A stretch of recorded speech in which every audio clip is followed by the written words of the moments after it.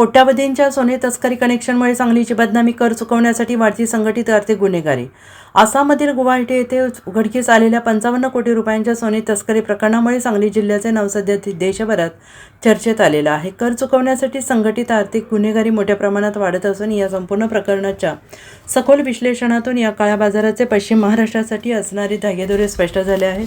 आसाम पोलिसांच्या इतिहासातील ही आजवरची सर्वात मोठी सोन्याची जप्ती मानली जाते. या प्रकरणाचा सर्वात धक्कादायक पल्लू म्हणजे याचे थेट सांगली कनेक्शन समोर आलेलं आहे. गुवाहाटी पोलिसांनी आंतरराष्ट्रीय तस्करीच्या जाळ्यातून ज्या मुख्य एजंटला रंगेहात पकडलेला आहे तो अक्षय बनसोडे हा तरुण मूळचा सांगली जिल्ह्यातील आटपाडी तालुक्यातील दिघंची गावचा आहे.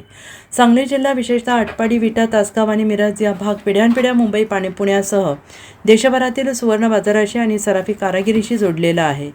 याच नेटवर्कचा गैरफायदा आंतरराष्ट्रीय तस्करांनी घेतलेला दिसत स्थानिक सुशिक्षित पण बेरोजगार तरुणांना महिन्याला 80,000 ते 90,000 रुपये कमिशनचे आमिष टाकून या चक्रव्यूहात ओढले जात आहे. अटक करण्यात आलेला बनसोडे हा गेले अनेक वर्षांपासून गुवाहाटीत होता. यापूर्वी त्याचे 3 वेळा सुमारे 20 किलो सोन्याची तस्करी यशस्वीपणे पार पाडली असून कोट्यावधी रुपयांचे अवैध सोने आधीच बाजारात पोहोचल्याची माहिती समोर येते. Bureau report, SBN Marathi, Sangli.